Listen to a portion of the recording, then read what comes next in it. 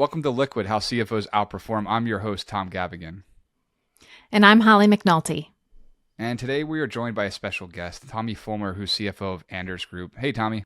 Hey, thanks so much for having me, guys. I appreciate it. I'm excited to get a chat a little bit here. No, thank you so much. We're really looking forward to it.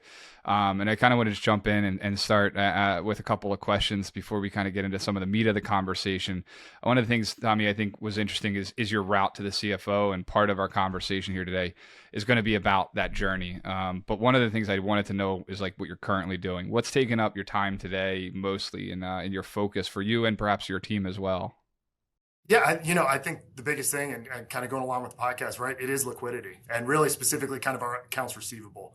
We're really kind of focused, right, making sure we know our customers, right, when they'll pay, if they're not able to, right, how we can kind of work that out to make sure it's a good resolution for both sides. So that's really kind of the big focus.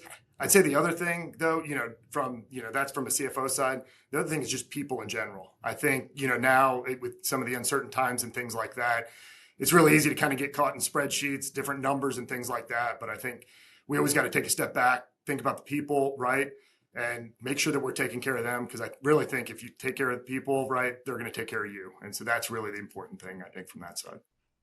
I like that, Tommy. I wanted to ask on the receivable side real quick. Is it more about forecasting and planning for the receivables and its impact, or is it also part of it just the collection? Major things, collections, right? So we work a lot with hospitals, that definitely their situation has changed as COVID funds have gone away. And they're doing a lot of work on their end. So it's one of those really, I think that's our big focus. It can be as simple as making sure people have invoices, right, and tracking those things, but it's really about being ahead of situations. You've been in the CFO seat for a year now. What's something you learned one way that now maybe you do differently? Yeah, I think the big thing is I was so caught on cost and any vendor, anything that came out was really trying to negotiate that long-term contract, right, to get a discount from there. And I think what we're seeing now is technology's changing, right? Situations are changing all the time. And so I find myself spending more time really making sure the product is something we need, and knowing kind of how it's going to play out the next year, 2 years, 3 years, because I think a lot of times we'll commit to something and situation changes 6 months down the road, right? But you're locked into a contract, right? And so you want to make sure it works for both sides. But I think that's a big thing. Before it was always about, okay, how can we lower costs, right? All of that. And now it's really about, let's focus on the top line too. Let's make sure our vendors who we're working with is going to help us go achieve and grow. And that's really kind of the big change that I feel like I've seen recently. I think it's a great point. And actually, I think it's a good segue to the next section, Tommy, where I really kind of want to dig into that, those changes in the dynamic aspect, I guess, of what you're doing and facing day to day. As finance leaders, there's a lot of moving parts in what we do day to day. We're always in a position to outgrow, outperform, outlast the competition. So in this segment, we like to call this the Chief Outperformance Officer, and kind of dig in a little bit to those elements of how we actually do outperform and kind of stay ahead of what's going on in our market. So Tommy, when you and I connected, you and I think, entered the job market around the same time, right? And we're immediately impacted and hit in the Great Recession of 2008. And if, it was interesting kind of getting into that, having that as kind of your first experience and especially in finance as well, kind of understanding as well actually what was going on. But I think in that, it probably shaped some of the way that you kind of go into volatile times. So I'd be interested to know, how has that impacted you and how you're managing liquidity now from as a CFO, right? In current state of the volatility we face today and probably for, the foreseeable future here. Yeah, no, for sure. I mean, starting kind of in 2008 and seeing the Great Recession there, right? Immediately, 6 months into my experience, we were holding compensation for a few people, right? We were having really strong liquidity issues from there. And it was one of those that kind of opened my eyes. I didn't know, 6 months in, is this normal, from there? And I think what that did is one, kind of taught me the responsibility, right? I mean, we work with people. I know I've said that before, right? But we have an obligation, right, to take care of people and make sure that, yes, the company's set up, but these are individuals as well, and that everybody's in a position to be successful as we move on. I think from a forecasting standpoint, I think what it's done is, you can't just have one scenario. I think you've got to have here's a top best case scenario. Here's what we think, right? Here's maybe a worst case, and then even a couple in between. And I think that's been the big thing for me is we can't assume anything, right? We need to be ready to handle everything, from there, and it's probably made some of my models a little more conservative, right? I'm a little bit more concerned because I want to make sure that, we're not running into a situation down the line. But I feel like that's one of the biggest things is you gotta plan for multiple things to hit and to happen and be ready to react. From a scenario perspective, are you in a situation where you feel like it's just like multiple scenarios now that you really have to think of, where at the time it was like, counterparty risk and the aspect of that, and then over the years now you kind of have, well, interest rate volatility and geopolitical activity that could be impacting things, tax law changes that could be a result of political party changes and things like that. Like, do you feel like there's like almost like an ongoing scenario A, B, C, D now, as opposed to just having A and B, best case, worst case? I think completely, right? So we're in the healthcare staffing space, and in that there are multiple segments, and it's been, interesting, right? Especially with COVID, certain segments took off while other segments, right, kind of came in, right? As not as many elective surgeries, so the locum side really saw a reduction, while nurse demand kind of skyrocketed a bit. And I think what you're seeing is it is all over the place. Some of those, hey, we're going to see steady growth over time and play to that. I mean, that's just not the case anymore. And so I think you've got to be ready to pivot a little bit. And also, from our side, right, we're healthcare staff. We want to help people. It's one of those things that I really want to work at a place that I feel good about. Healthcare workers obviously were huge, right, the last 4 years, obviously before that, but really stepped up, during times of COVID. And I think it's one of those that we feel good about what we're doing. And so if we can kind of help not only, both the clients and the hospitals and the different groups, but as well as our travelers, right? Put them in a good position that they can go make an impact on a community. I think that's a big thing for us as well. Yeah. Tommy, your line of business was seriously impacted by the global pandemic in 2020, and it's still having lasting implications on your organization. How do you find yourself managing, and how does your team managing, planning, and optimizing your liquidity at this point? Yeah, I think the big thing is, like, one is we need the data, and then we have to be consistent. So I think that's the biggest thing is, for us, right, a lot of the liquidity management, as I said, is on our AR and collections. And so we've got a process. Every week we're running a report. We're kind of bracketing the different groups. One would be, right, the group over 60 days, right, from there to make sure that we have answers there. Then we kind of pick a level threshold of our size of customers, right? So maybe our top 20 customers to make sure we know where they sit. And then the other one is just people, right, that haven't made a payment yet. And because a lot of it is, also process, a lot of our, customers, people we work with, they're seeing changes in personnel and things like that. So half the battle is making sure people have invoices, right? It seems really, really basic, but I think it's a huge thing. And once you know that you have those processes in, I think we try to measure things really consistently. Every week, we're looking at the same thing, basically. So then that way we can see any trends that change and things like that. But I think that's our big focus is, we have a group that's going after the individual stuff, but we also, don't want to get caught in the weeds too much. We want to take a step back, segment our different areas, and then make sure that we're addressing those. It's important to have a good balance sheet, right? And as far as, right, to be able to get the cash, right? Whether the industry is growing or it's shrinking, right? Either way, it's important, right? You want to be able to take advantage of situations and be able to provide services, when things take off, and that usually takes cash. For us, we hire the employees and we put it, we make sure that they're paid right in a weekly manner, right? And then it's about, the facilities have a little bit more time from there. So we want to make sure we can put as many people to work as possible to go in there. And so that's another big thing is just watching the balance sheet, making sure that we're in a strong position. And I've been fortunate, right, to join a company that understood that, right, and make sure that you have to reinvest in the business. And I think that's been a good thing and made us successful to this point. Aspiring analysts and our audience often look up to CFOs as role models in their career. So could you share one key piece of advice for these analysts who aim to eventually reach like that CFO position? From my history, right, it took me a long time. I've held, a bunch of different roles from there. And I think the biggest thing is you have to learn everything. Now, you don't have to be able to do every single thing, but you have to be able to talk about it. You have to be able to, understand it. You're going to be making decisions on it.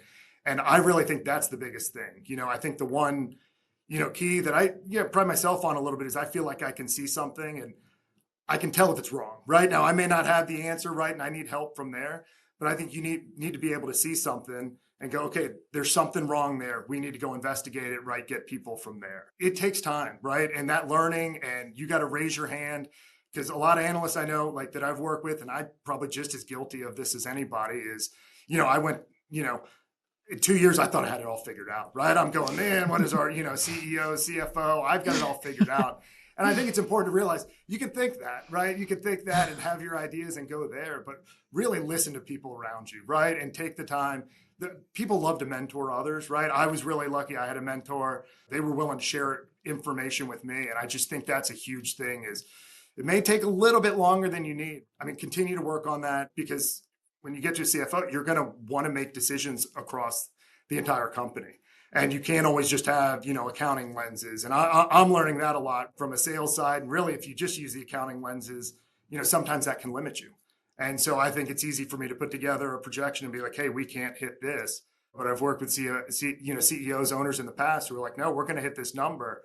And it's amazing what you can end up doing, from there. So I think just learning from everybody is the biggest thing. I really respect that. I think people like yourself and myself, having that mentorship is you're very fortunate to have that. It's such a part of the evolution.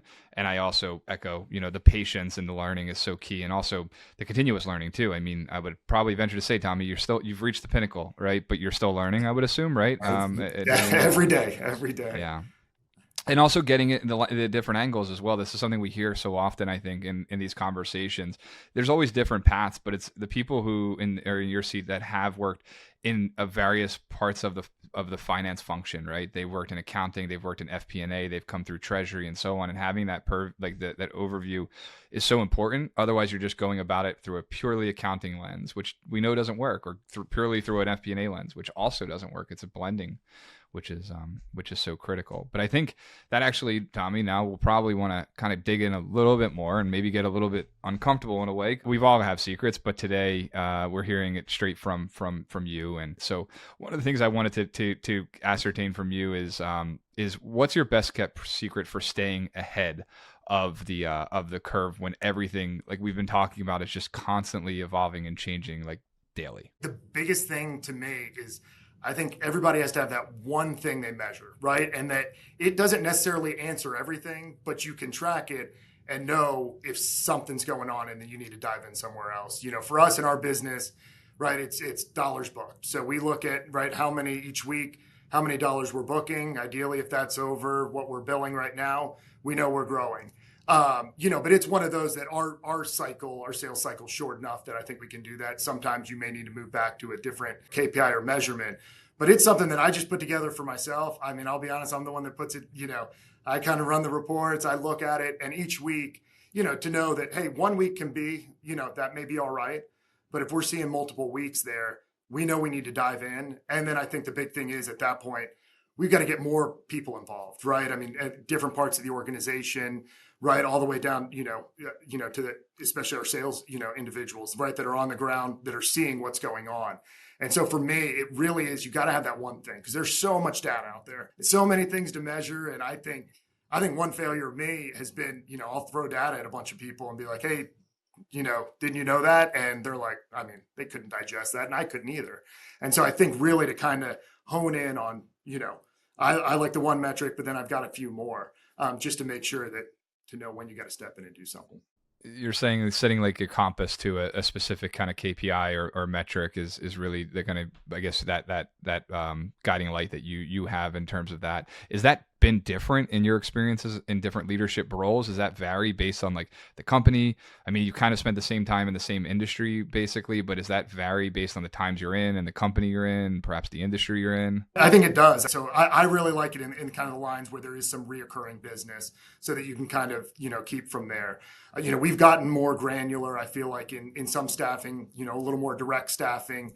You're starting to maybe measure more job orders and different things like that to really understand the market and to know where you're taking account. But then I will say the other thing is you still got to measure everything else. And I think you have to have a specific cadence that you go back and review those things, right? Where it'll tell you a lot about, a thing. I feel like, whether it's once a month or whatever works for you to kind of look at all the data, right? But you got to have that one thing, I feel like, to know what's going on.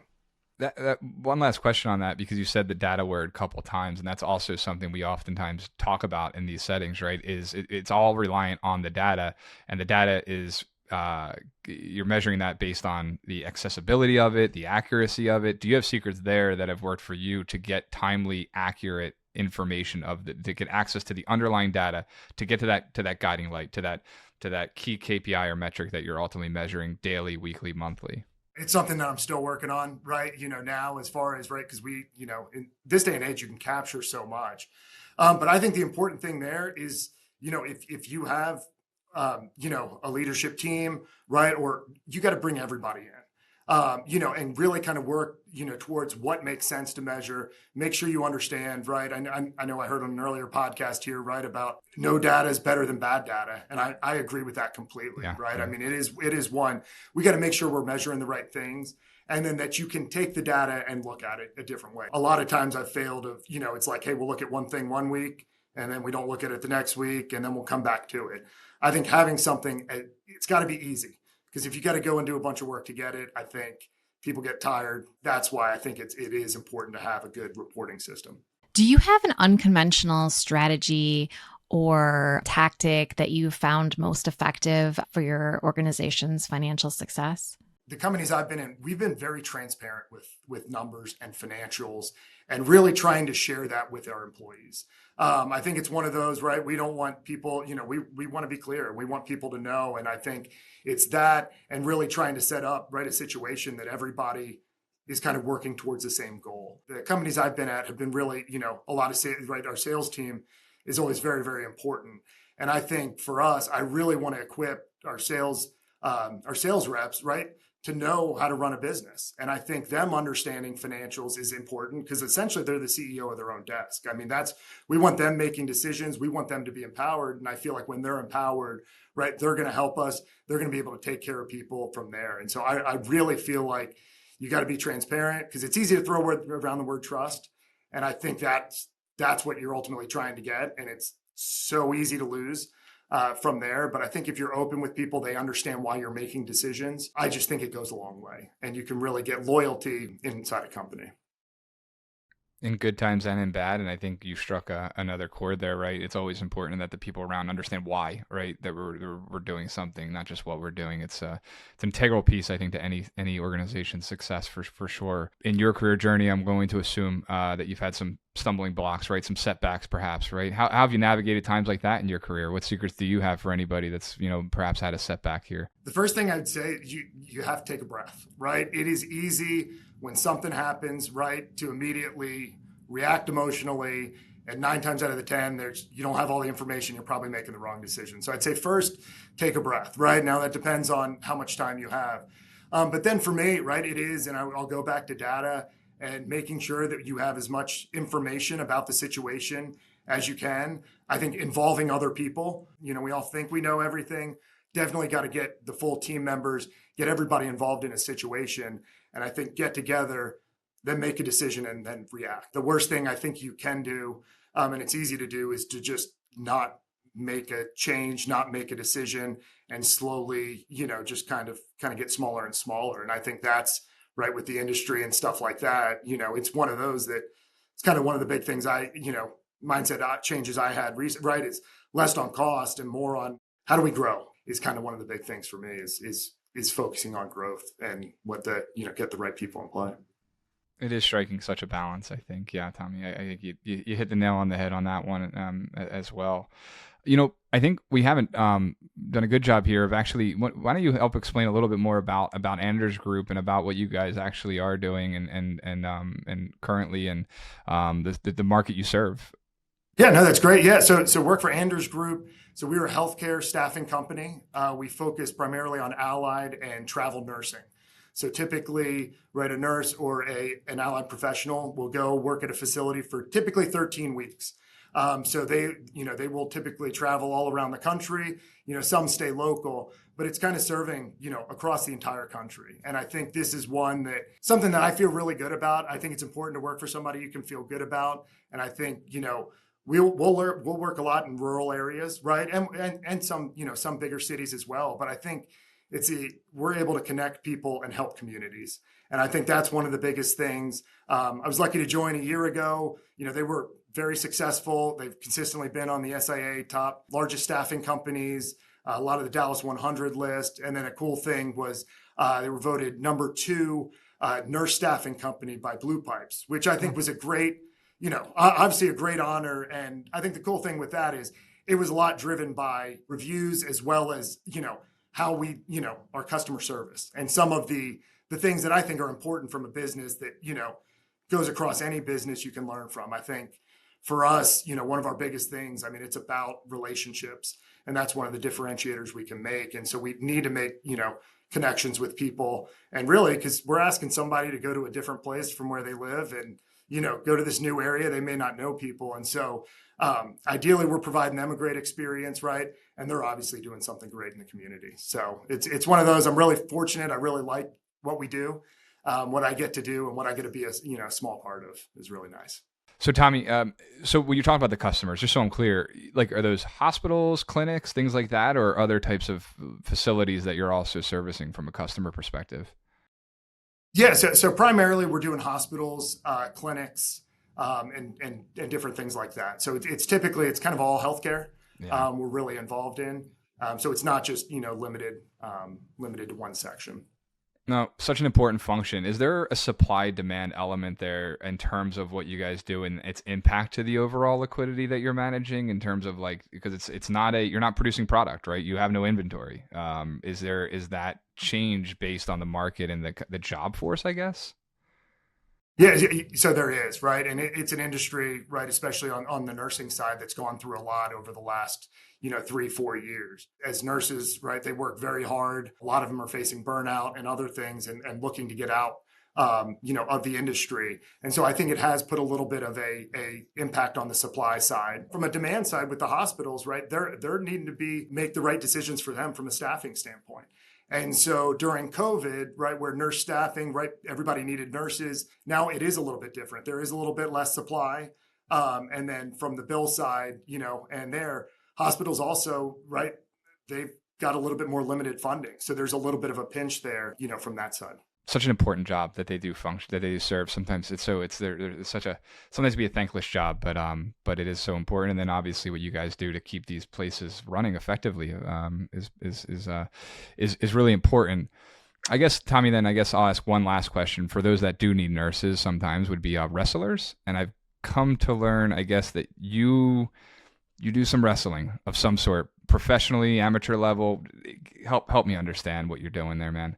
I think it's called a midlife crisis. I believe it's a midlife crisis is what it is. But no, I do independent professional wrestling. So really, it was one of those, it actually started with a contest at work with my accounting team. We wanted to identify and improve processes and try to get some innovation in. And so we created a contest, and it wasn't about solving processes, but we basically did something where everybody would write on the wall a process that could be improved, right? We didn't even want solutions yet. And we did kind of a raffle thing. And then that culminated with a pedicures and pro wrestling weekend. So we went on Friday and we got pedicures as a team. And then Saturday night, we found a local pro wrestling federation. We went there. It was 2 hours. It was, BYOB, really just kind of fun theater, cheer the good guys, boo the bad guys. And it was one of those, we had a blast. And so my birthday was around that time, and my wife, knew I liked wrestling growing up. I don't know if I should admit to that, but, I watched pro wrestling growing up. And so she messaged them like, hey, I'd like to get them 3 training sessions. And the email back said, nope, it's a 6-month commitment. You got to work security every Saturday night, right? We train, from 6 to 10, 2 days a week and all this. Well, then instead of surprising me, she's like, well, what do you think? And I'm like, well, this is a challenge now. I got to do it. And so 6 months turned into 14 months of training and working from there. I think it's probably my wife's biggest regret in her life was letting me do it. But 14 months later, up on the turnbuckle, getting thrown through a table. And it's one of those that It's great. Like it's when I didn't do theater growing up. I wish I did. But the kind of combination between the theater, the physical stuff, people I've gotten to meet, it's been awesome. So it's kind of it's a fun thing to talk about as well. I feel like older than everybody else that's doing it, but it's something I really look forward to and have a lot of fun with. It's really cool. It's actually quite incredible. Yeah, it is. It's and it's unique. I don't think we've had a number of guests on here. We talk about hobbies and things like that. I don't think we're going to have any other wrestlers. Quite honestly, Right. I think you might be alone in that one. But it's actually a good story too, right? About the team building that kind of led to it, and all of a sudden now, boom, you have a new hobby, which Right. is pretty cool. Very, very cool. Tommy, thank you so much for taking the time and talking to us here today. Anything else you want to share with the audience, how they can keep up with you, what you're doing at Anders, anything else that you want to plug here? We're at AndersGroup.org. We work with different facilities across the whole country, right? It's something that we very much pride ourselves in a relationship, from there. Social media, I won't go into all the wrestling stuff, so I'll try to stay away from that. But no, I appreciate the chance to come on, right? Talk with you guys. I think this is definitely important stuff, to talk about. I've really enjoyed some of the previous podcasts and learning, from there. So thank you both for the opportunity to come on here. Thanks, Tommy, for taking the time and meeting with us today. I thought that was a really fun conversation, especially the latter part and the wrestling, which maybe we can talk a little bit more about there. But I appreciate the callback as well to the prior podcasts, right? And the episodes we've had and the conversations we've had. One of the things that stuck out to me was that he echoed the no data is better than bad data, which I would agree with as well, because obviously it's leading you to bad decisions, taking you in bad directions and such. So it's an important part. I just keep hearing that in all these different conversations that we've been having about the importance and accessibility of data to do what the CFO has to do day in and day out. And each one is different. And he's really unique in what they do at Anders. Like we were talking about, they're not producing products, right? They're staffing and placing really important jobs where they need to be to help communities. And that's got to be such a challenge, just trying to identify, make sure they have the right supply, which is the nursing, and then also managing the other end of their cash conversion, which would be the demand that they have at the within their hospitals network. He also just seemed like a really great manager, a really good leader from what I gathered, just his perspective and background there. I'm not sure if that resonated with you, Holly, or if you heard the same things I heard there, but just seemed like a really great guy to probably work for and maybe go to a wrestling match with as well. But what did you hear from him? Yeah, I completely agree with you, Tom, on both of those points, especially like the type of leader that he appears to be. He brought up a couple things that I thought really spoke to that. Being in the role of a CFO, you have to be able to know not just the finance and accounting side of things, but you have to have your hand in like everything so that you can really understand the business, so that you can, really lead your teams and do an effective job. The other thing that really stuck out to me that just, shows his strengths as a leader is the fact that he likes to have that full transparency with his team, making sure that they are aware of everything that's going on and not just what's going on, but why it's happening, so that they can be more empowered to make better decisions on their own and, have that trust in him and in the company itself. I'm a big believer in that. Unfortunately, sometimes you just see that just so overlooked in how teams are function sometimes. But I think the best teams and the strongest leaders are those that are transparent. Like we said, good time or bad, right? This is an adult to adult relationship at the end of the day, and transparency is key, right? And to understand where you're going, why you're doing what we're doing is so incredibly important. What is not as important as why, as as that's a big important mantra on our end as well here at what we do at Kyriba. So I think it was a really good conversation. I look forward to maybe having him back on and going a little bit into other topics that we can go into with him. And thanks everybody for tuning in. Subscribe to wherever you get your podcast from. I'm Tom Gavigan. And I'm Holly McNulty. And this is Liquid, how CFOs outperform.